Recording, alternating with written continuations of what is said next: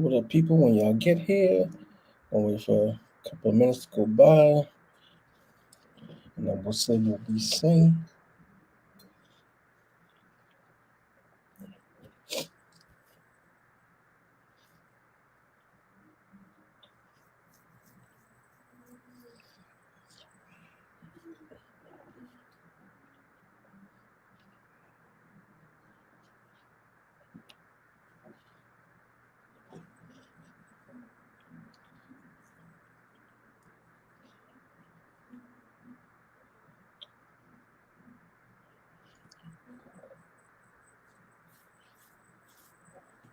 Wait until I get up in here.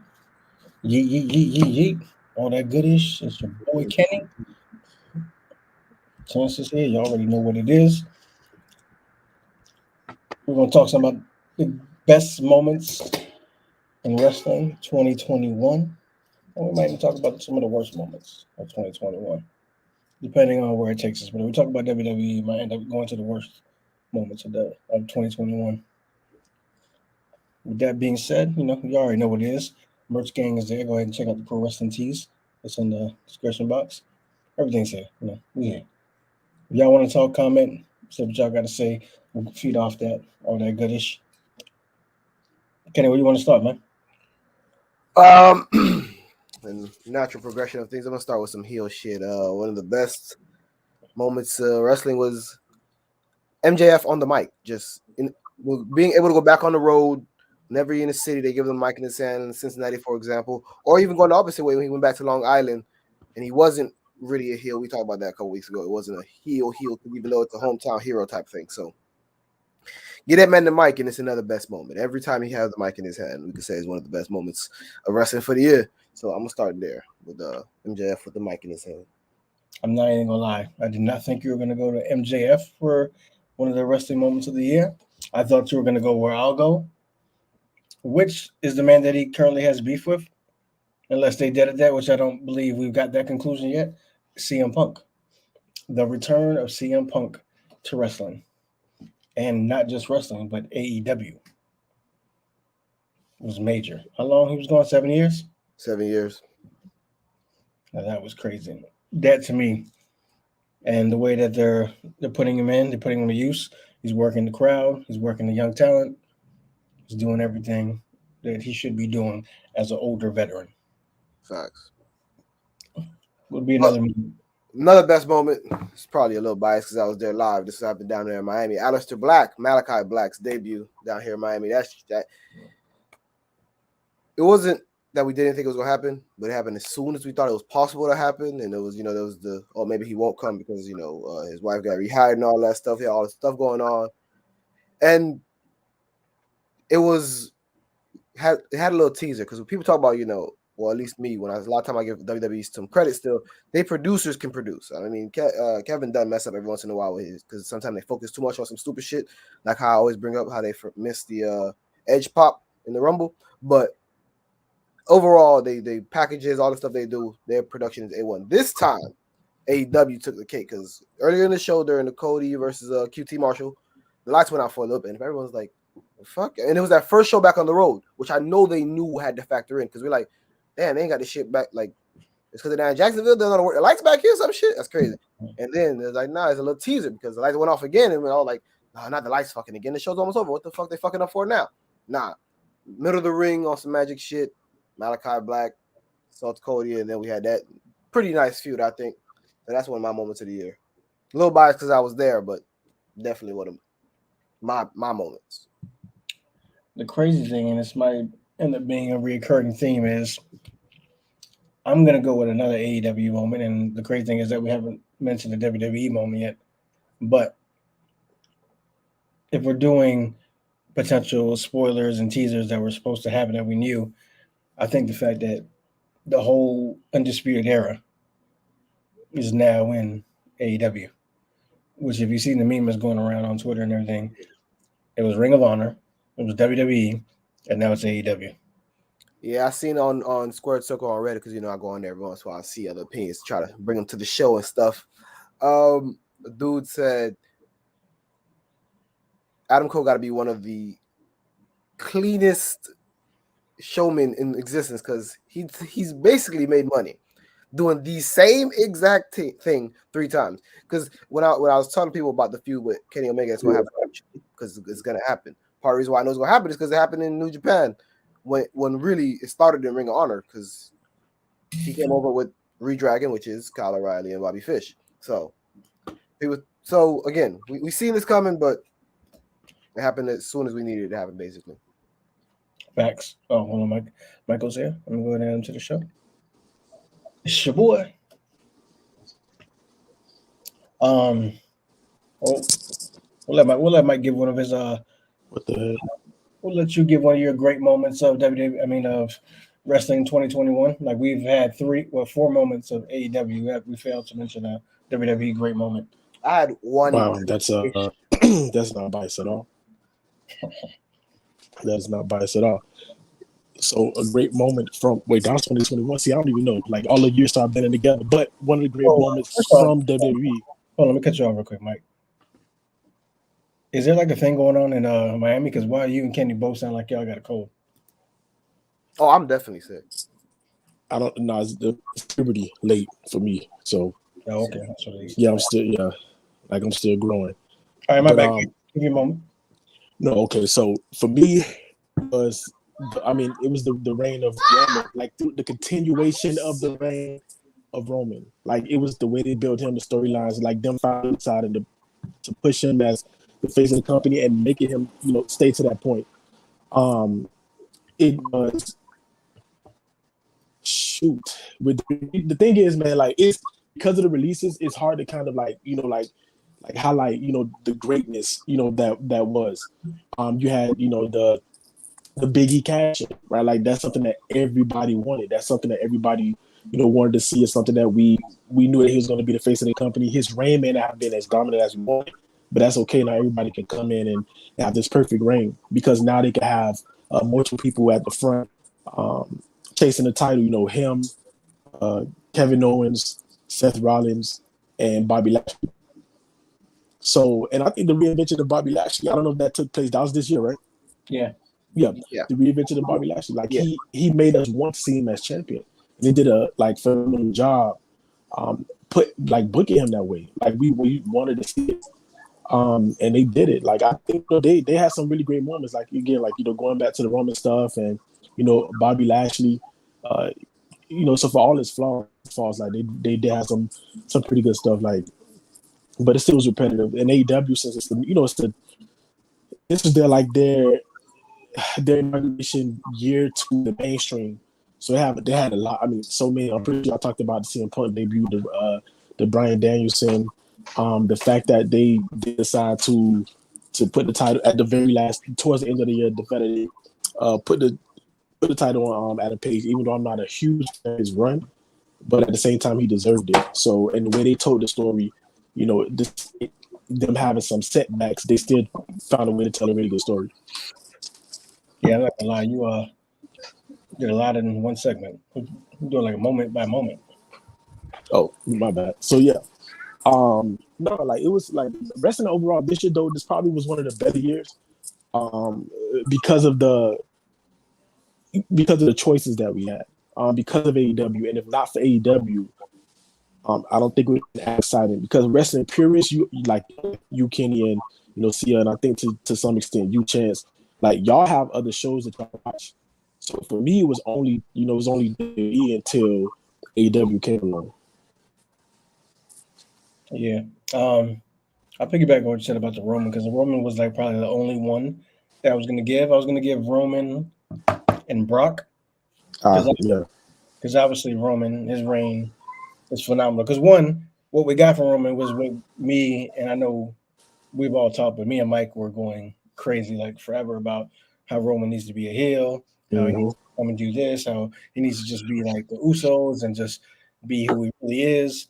And then we got that when he returned and kind of whooped up on Bray and Braun. And then we were kind of like, oh, okay. And then we got the good slow burn because then we kind of got to see it. Then we saw Paul Heyman, and then we're like, okay, cool. Is this really going to be what we think it is? He was still kind of playing both fences. So maybe he's not. Maybe it's WWE still being WWE. They're going to pretend he is, but he really isn't. and then we got full blown heel, and then everything was amazing from like pause from a shirt coming off finally to a different intro of music to the swagger, like that whole shit was amazing. And then you go on to the next thing, Brock. We got a different Brock. Like I knew Brock would be back at some point, but I've always been like, I'm not. Brock's always looked like a beast. I've always wanted him to have his beard because when he had his beard in UFC, I was like, yo, he looks crazy right now. And then he would always come back to WWE and be the clean cut dude. I'm like, whatever, that's cool. But I didn't think we get Viking Brock, like with the full hair, ponytail type shit, until like I saw him in this one show on YouTube that I just happened to see it. And I was like, I wonder if he'll come on WWE like that or if he'll cut it off before he joins. And then we got Viking Brock, and I think we got Viking face Brock.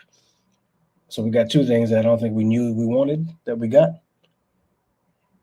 Well, yeah, to piggyback, and you was gonna say something because I don't want to. No, we're good.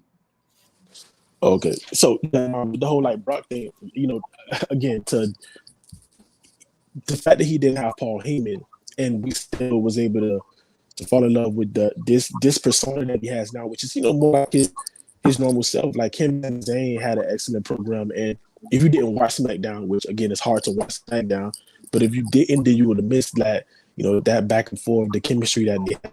And again, it was more towards the latter of the year, but even going back to actually, like again, the highlight Roman Reigns was Finn Balor thing. The way they booked it was terrible, but like everything else up until that point, like they gave Cesaro, they put him in the main event. Like the way they booked certain superstars, again, they would have helped. They would have used that momentum and kind of pushed them even more, so they have multiple battles with Cesaro. His return was really good too. His second return, third return, the one before this one.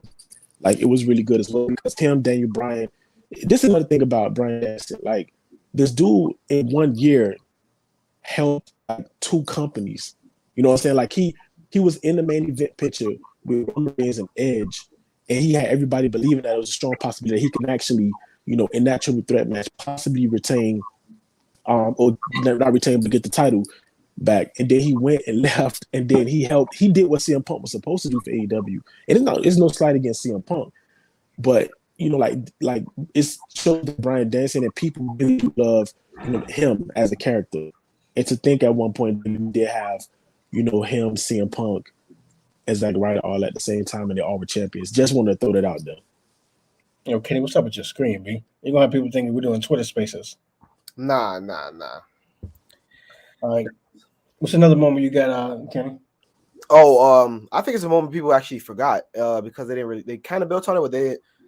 So people talk about how Impact and AEW had their merger, but when the Forbidden Door really opened is when Kenta popped up on AEW in February, which was really early in the year, and they didn't build on it because Moxley went and defended it on New Japan, not on AEW, and then he had other stuff on AEW, but that first moment, it was a true crossover because it was actually on New Japan, which everyone didn't expect. The New Japan Strong, which is the American version. So Kenta opening the Forbidden Door was really big. We thought that would maybe bounce off some Kenny Omega stuff. That didn't happen either.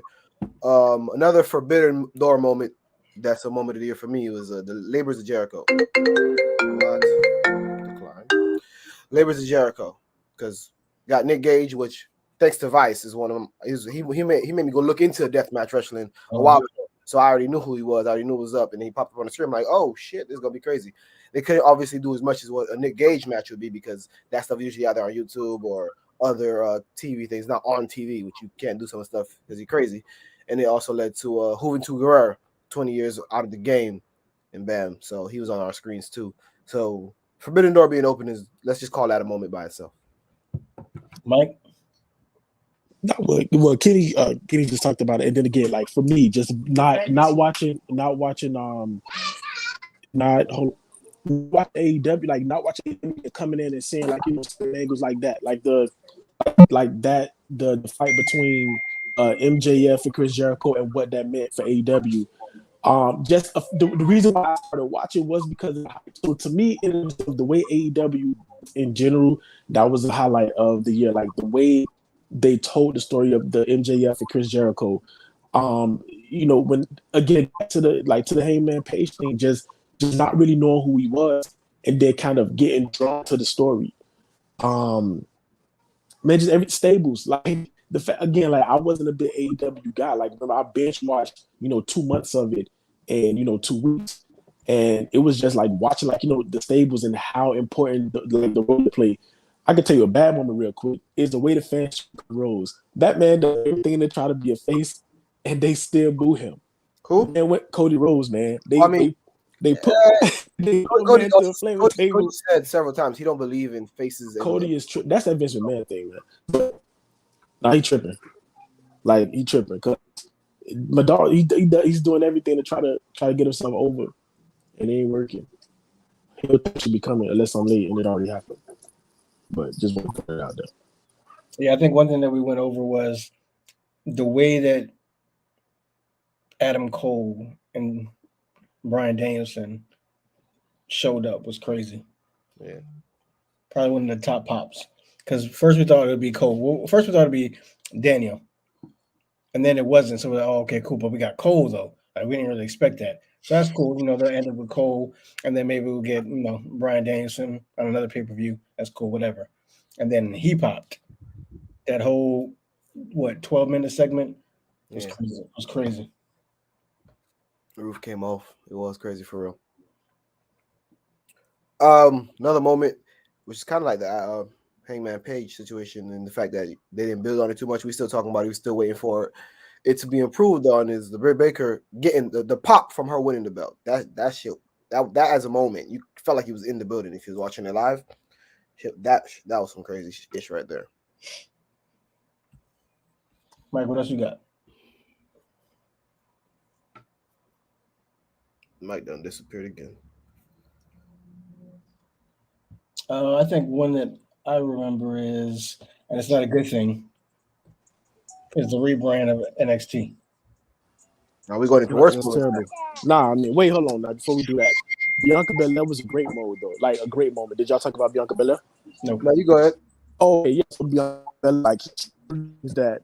Like one of the moments, title, seeing her carry the company for a while, especially after Bayley went down, and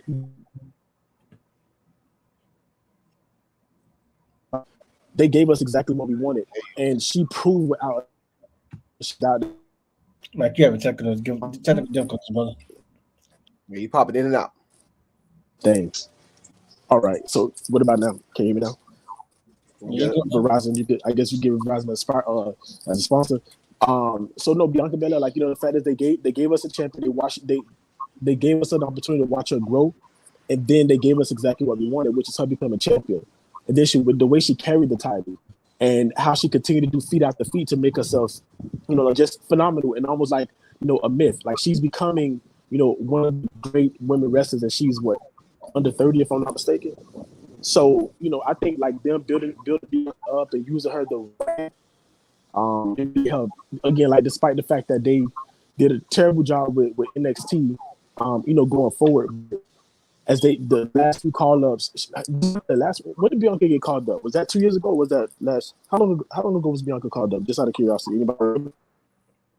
I feel like it was last year. It was last year.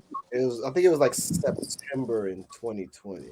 Yeah, but it took a long time to use her because it was like doing They were just attaching her to the Street Profits at first. Oh, okay, that's what it was. That's why I feel like she was just called up for some reason. Like she was the last call up of that 2. Before it became 2.0.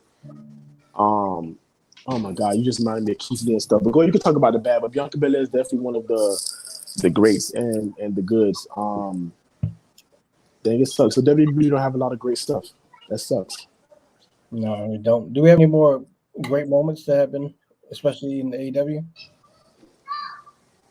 I was actually trying to think of something anywhere else, but no, I got nothing else. I mean, the whole wrestling was a great moment. Like I think Mike alluded to that earlier. Like because of all these different things in the Forbidden Door, like I did pay more attention to Impact, which I haven't watched in years. I did watch a little more New Japan. I did watch Ring of Honor, especially because they were closing the doors. I did watch GP. What is it? GPW, GPC, something like that. Oh, GCW. The one where Zack Ryder, aka Matt, got the title. Yeah, it's GCW. Yeah, I did watch a little bit of that. I basically watched it. I never watched before. I watched a little bit of MLW, and it was all because I'm just curious of who would pop up where. So wrestling as a whole, I think, had a phenomenal year. There's certain companies that clearly did way better, and I guess that'd be a segue of some of the worst things. And I'll just say one thing, and we can go from there. One of the worst things to me was the 50 million releases in WWE. Yeah, I can't even keep track of what happened in what years. At first, it was we had the big one last year, beginning of the pandemic. Well, not beginning, but big one last year, and then they did it again on the same exact day, and then they had 2 more sets of releases after that. So we're like, first we're like, damn, we're numb from them having a back-to-back year at the same time. Then they did 2 more in the same year. So that's so many of those as moments is crazy. So yeah, that's definitely one of the worst. You always want people to be employed, even if they're not being used properly. Not like they did anything in their own way to fail. It was the system failed them. So yeah, that was pretty shitty. Wait, great moment because y'all talk about releases is the fact that they was able to somehow convince Kevin Owens to sign back. I feel like that was a great moment. Great moment because they could not afford. Yeah, well, the thing is, they could not afford to lose him. At least in my opinion, because in the grand scheme of things, I mean, yeah, Kevin Owens had a decent few Roman Reigns. I think they stretched it out too long, all that stuff. That's why I'm still watching SmackDown live. But yeah, I don't think there's anybody besides right now. I think maybe 5 people: Roman Reigns, Big E, Bobby Lashley, Brock Lesnar, maybe Sasha Banks and Bianca Belair. I think obviously they could lose Charlotte because they almost did. I think besides those 5, if you could disappear and I wouldn't be that shocked. Not only would I not be shocked, I don't think it would make a difference in WWE's grand scheme of things. No one's going to turn off the channel if anybody but those 5 go missing. If we're being really, really realistic, I mean, people already not turned off the channel. They should have turned it off a long time ago, like I did. So I don't see anyone but those 5 making that big of a damn, this person gone. I ain't watching this shit no more because one, we numb. 2, no one else is that much of a major player. Again, we talk about how phenomenal some of these people are. Mustafa Ali, Ricochet, like these people aren't on TV, and when they are, they get stupid shit. Like if those incredible people could disappear, we wouldn't even really care. It's Christmas, man. This is not what this is supposed to be about. Why are we doing this right now? I was going to slandering. You're in review. I was going to piggyback off what Kenny said because to prove your point, Kenny, I legitimately thought I gave him the benefit of the doubt, even though it was a shitty segment. I tuned in at the end. I legitimately thought they were going to let Ricochet go after Nakamura for the title. I said, oh, okay, cool. They're going to give it to Shinsuke. It's going to be good. Maybe Ricochet get the belt. They have a little IC run. Cool. And they let him lose to Sami Zayn. Like, Sammy's been so buried for so long. Like, why do I want to see Sammy versus Shinsuke? Like, I don't. Before you go, Mike, real quick, because I've said it before. We don't agree on. Think about it, right? Because I keep telling people this about WWE. They up until recent, even when they can't book, individual wrestlers' characters still get to shine through a lot. And I think Sami Zayn, with the whole conspiracy theories and all that other stuff, that's shown through very well. And he also does a very good job backing it up on Twitter. Same thing with the big dog. With the big dog before Roman Reigns, because even if we didn't like how much else forced him down our throat, it was still a character. And then you got head of the table Roman Reigns. Characters still come out. The problem is the booking doesn't match. Sami Zayn could talk about it's a conspiracy. That's all he always loses. But if you can book that, which means you should make him actually lose in conspiracies. Or if he's just a heel and he's being smart, I mean, he has to blatantly lose so clear. But they don't do anything because everything is 50-50 booking. So neither one of those come across. And then it's like, okay, so we don't even care. It could be any, and then give him a win, and it doesn't matter because he was never going to get the belt from Shinsuke. So why did he beat Ricochet? Like, these wins and losses mean absolutely nothing. Like, they win at the wrong time, they lose at the wrong time. It makes no sense.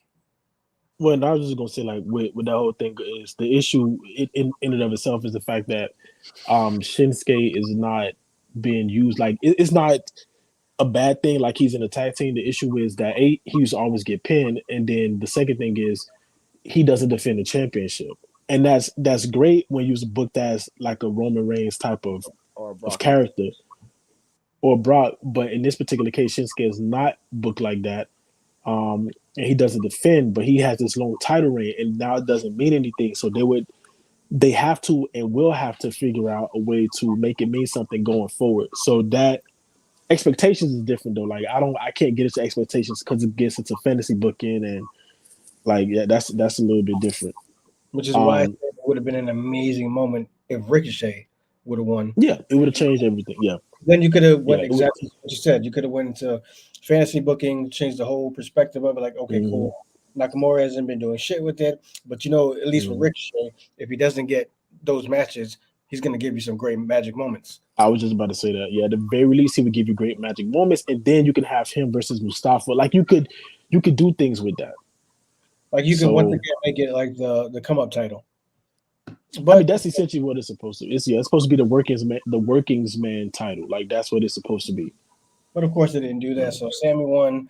I don't care who wins between Sammy and Shinsuke because it basically makes that belt like. It depends now. If they use Sammy, like if they give the title back to Sammy and they allow him to fight other people, like if they make, because Sammy can carry whatever. Like Sammy is supposed to be a world heavyweight champion. Like he can do that. He can be that guy. The issue is, they'll tease him in the main event picture, but not necessarily push him in the main event picture. I just don't understand why. Like that's another story for another day. But I do have a question for y'all. I don't know. Like I have a question. Who's the MVP? Like for this year, who's the single-handed like the MVP of wrestling? Like if you every company, the fact that y'all watch multiple things, like who's the guy who gets wrestler of the year for y'all? I give it to you right now. It would probably have to be if I could. I know it's gonna be hard because it's really like 3 people I think that qualify. Like truly. It's a personal preference type of thing, though. Because of course, no, it's for each of y'all. For each one of y'all could be different. Yeah, I thought it was gonna be easy, and then I thought of like 3-4 people already. So. Exactly. Yeah. So I'm just curious who y'all got. Hold on, I'm gonna tell you why y'all think about that real quick. All right, so I'm gonna tell you who mine is, and Kenny, unless you got one, like, and again, you can name a bunch of people, like even like from females, like I can, Britt Baker is amazing, right? Like, and I think she legit should be considered as like one of the greatest, wrestlers. Easily MJF is another one. Obviously Roman, and then you have Kenny Omega, and you have Chris Jericho. Just to name like just a bunch of different people. For me, I'm gonna give it to Kenny Omega, and it's kind of cheating because I know that WWE doesn't allow the wrestlers to do other things outside of the company. Because Roman Reigns could easily be number one, but I'm gonna give it to Kenny Omega because of how long he's been doing it and how frequently. And again, it's not Roman's fault. His character is not made to be that way, but it's how frequently he defends his title, the type of matches that he's allowed to put on, has just been like absolutely phenomenal. And while he may not be the same face, like if you're a wrestling fan, you won't know who Kenny Omega is. And I really but you can walk down the street and recognize Roman Reigns, right? Because they advertise their wrestlers different than one of the biggest wrestling companies. But with Kenny Omega, like he's made himself a mainstream like household name because of what he was able to do in AEW, because of his ability to just put on like absolutely phenomenal matches and his versatility as both a heel and a face. And I don't know the last time he was a face. Honestly, like I don't know. When I started watching him truly, like he was a heel. So I don't even know the last time he was a face. But that Kenny Omega would be mine. I mean, I'm gonna have to go with my best friend Kenny Omega right here. We're doing too. I knew the whole time, like, damn it, Mike had like, I know. I set us up for him to put the picture up there, but also the fact he just said my best friend Kenny Omega. I mean, we did watch Spider-Man together, so you watched Spider-Man on the same day. It's not the same. We set together. It's not the same. Oh man, honestly, this might be a little bit out of left field because it's not. I'm curious. Yeah, I know I was gonna go conventional, so I'm yeah. Mine's is Mox. Oh, that's a good one. Yeah, I see why. I can see why. I can see why. Now, if I'm being 100, let me get the screen back to where it's supposed to be. Hold up, real quick. If I'm being 100, I would say Roman. I know. For the simple fact of, I mean, realistically, Kenny did do his thing. Like Kenny is that dude, and literally destroyed his body. But the only reason why I would say Roman is the simple fact that up until 3 weeks ago, I only watched WWE because of Roman. Like he was literally holding the company down by himself for me, because that was the only reason why I would tune in to SmackDown, was just to watch Roman. I didn't watch Raw. I didn't watch NXT. I legitimately only put SmackDown on so I could see the work that Roman was doing with everyone. Because like you said, he carried Cesaro, he carried who Kevin else? Owens, Who? Kevin KO. He fought Yeah, out. Yeah, KO. He Finn did the Balor. he did the Edge thing. He did the Finn Balor thing. He Mhm. elevated the Usos. Like everything he's done has been amazing. So yeah, so Roman would be mine.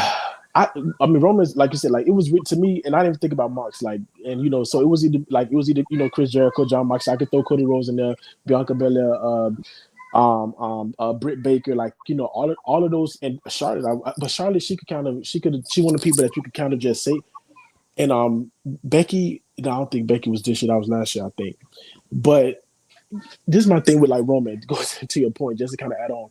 You're not the only person that was only watching SmackDown. Like Roman was the bright spot of SmackDown for a very, very long time. Like I said, up until the stale part of it, which was the last 3 weeks. So the fact that they took the time in that 2 hour show to focus so much excellent storytelling, with them, and then the fact that the way he portrayed that particular character, like is crazy. I just to y'all, like going back to your point, and I guess one of the reasons why Kenny chose Mox was because of what him and Kenny Omega did for AEW. Because Moxley, like he did. Again, if you didn't know him as Dean Ambrose, you definitely know him as John Moxley, and you know him like the character now. Like you know who he is. Yeah. So I see what Mike tried to do. He tried to go into MVP, go back Happy Sunshine because Christmas and all that. But I got 3 worst moments that I gotta say, and I gotta get off. Chance Right, already let NXT. me hold on, So I'm not gonna do this without saying the negatives. yeah, hold on. Let me still piggyback off Roman. And again, like more reason why I have to give it to Roman, because yeah, obviously you can give it to Kenny, like I said, but look at everything that you said. When you talk about Kenny, you can still talk about Moxley. You can still yeah. you can still talk about Chris Jericho. Jericho, MJF. Yeah. You can still talk about MJF. You can talk about CM Punk coming. You can talk about Bryan Danielson. You can talk about the Young Bucks because the Young Bucks had a phenomenal year. Like there's a lot of shit you can talk about. You can talk about Hangman Page and the slow build. Like so much shit you can talk about AEW to hold him down. But what can you legitimately say about WWE this year? Besides, we'll take Roman out. Besides the fact that Big Bianca. E finally Yeah.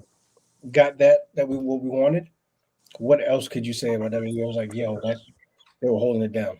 Only Bianca, Biggie, and Roman. Like those were the staple, like the highlights of the year. Actually, like those 3 people of color. Yeah, so go ahead, Mike. I mean, Kenny. Yeah. All right, we gotta talk about it because I almost forgot this happened this year. And then of course, I should know because I was actually still watching Karrion Kross. But all of Come on, not this. Like we got to discuss that. Well, we ain't got to discuss it. I just got to point it out. I can't hold it on my chest. That was lost. So, do you know that there was a rumor that Scarlett was brought over to actually manage someone else? Yeah, I did see that. That's terrible. Go ahead. Yeah, so they brought him on TV with the NXT belt, which was this is the beginning. Well, not the beginning. NXT was being destroyed for a while, but this was a big step in the NXT's destruction. So they lost. They made him lose with the belt on. Then they took the belt off of him. Then he got squashed by Jeff. Then he put a gimp suit on. So that all, and then they thought he was He-Man. All horrible. Just to let the people understand it, just in case you don't understand Kenny and Chad. NXT was Elseworld. Like it's not real. Like it's Elseworld booking. Like it's not the same universe as WWE Raw. Because that's what I tell myself. I can legit. It's also what they say. They say NXT universe and they call everything else the universe. So. All right, so two things. One, I can legit see why Triple H had a heart problem.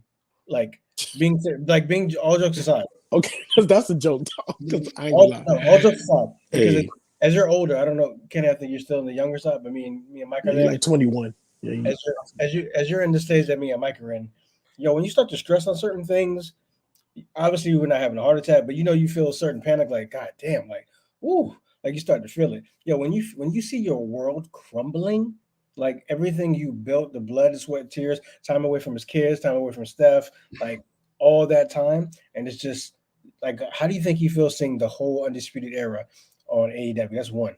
Two, is there some validity to what I believe Kevin Owens said, that NXT should just be called something different because it no longer is NXT? It might as well be. I mean, because It need to go back. Where's OVW? That still exists? I don't think so. Nah. So it should be like it, whatever that was. That's kind of what NXT should be, because they ripped up.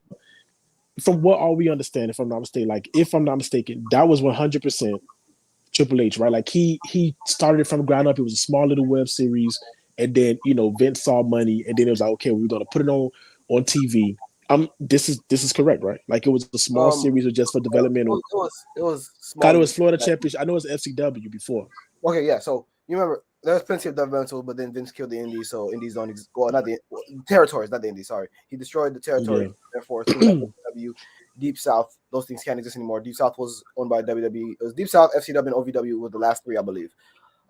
Deep South went out of business. Xavier Woods one of their last champions. That's how long ago they went out of business. OVW was, that's how we got Cena, Randy Orton, Batista. Yeah. And then that's probably the class of like the all-time best class. But go ahead. Yeah, but it was all the same time. Shelton Benjamin, all the same time. And then you had FCW where Roman, where the Shield was basically created more or less. FCW had a couple other things going. It was pretty good. NXT was a game show. That's what they tried to make it first. It was tough enough. Then it was a game show, stupid thing, and then it was an actual wrestling show, hard hitting, some of the best shit you ever seen. And that's when it was on the WWE Universe. As soon as it came onto TV, they put it on USA, and then they put it directly against AEW, which had its own problems and positives and negatives. And so, definitely, you could say it was basically all him. He's not like the founder, but them last, I want to say, 8 years. They fucked it up when they made it a TV deal. I think it started getting fucked up a little bit before that, because I still think 2014, 2015 is when NXT was fire. Those last call-ups, those are also the last successful call-ups. But even then, after they went again, like, okay, but we're this, and then we were this, and once we stop being this, which you can't, I guess, put on TV for whatever reason. But even then, because if you look at the takeovers, people will be like, oh, we're gonna still come for the takeovers, because the takeovers are still fire. Then they went a little too far. This is part of the competition thing, I think it is, because when Finn and Bobby literally broke each other's jaw. Like, they really injured themselves because they were trying so hard to be the thing they were, that when they were winning, that they weren't shit anymore, basically. And then, you already had Karrion Kross, who got injured a little bit before that. You had just let go of Keith Lee, who was a double champion. Well, not let go, but, he moved up. You had all that thing happen back to back, and that happened at the same time. But at least when with that stuff, you'd be like, well, that's not my fault. They wanted Keith, so he took him. Killer Cross got injured, injuries happen. And then the two injured each other, injuries happen. But those were the last not my fault things to happen to it. Because everything else is like, Vince like, okay, that's it. It's mine again now. So my issue is there's two sides to this. And there's two ways to look at this. The thing about NXT is the ratings were not great. And it's not Vince's fault that the ratings were not great. I'm going to tell you what Vince's fault was. Vince's issue was he was too busy worried about the ratings. Like, oh, they was getting a butt kicked by it. I'm not talking about when they was getting a butt kicked, quote unquote, by AEW. I mean, there's a difference between a developmental company and developmental like territory like NXT. That's what it was. It was to develop wrestlers for the main roster, and then AEW, which was a main roster. I don't care about that. My issue is, and what Vince was wrong at, was the fact that he took it from him in the first place. I don't care about like the ratings itself, because that's not what NXT was not put on TV to be a ratings generator. It was put on TV as an alternative to watch people come up. And the way it was working, the way it looked, the way, because the color scheme for NXT 2.0, that's not a problem. Like, that's whatever. It's everything else. Huh? So let's do this. We're going to end this real quick because it's live, and we're going between 2 to 5 viewers, so whatever. So people probably busy at Christmas. We're going to end it here. Obviously. We'll take it to Zoom, make it an episode right now. But I want to talk about, if you guys have the time, but we seem to have the time, of the destruction of NXT, like we're talking about. How could it actually been good? Because Kenny did say before you got on, like, maybe we should talk about resolutions to how we can make certain things better. So we'll segue into the destruction of NXT to how can, if they can, NXT and WWE come back from this, and then obviously we'll touch on what's we call AEW, which they don't really have that much tweaking to do, but we can talk about that. If y'all about to partake in potentially Planet the Murderer of Vince McMahon, I am not going to be a part of that. So, send me the link. I said if they can come back.